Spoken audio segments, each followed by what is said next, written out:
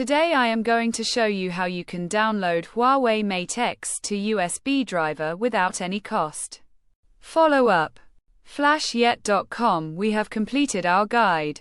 Don't forget to like, comment, and subscribe.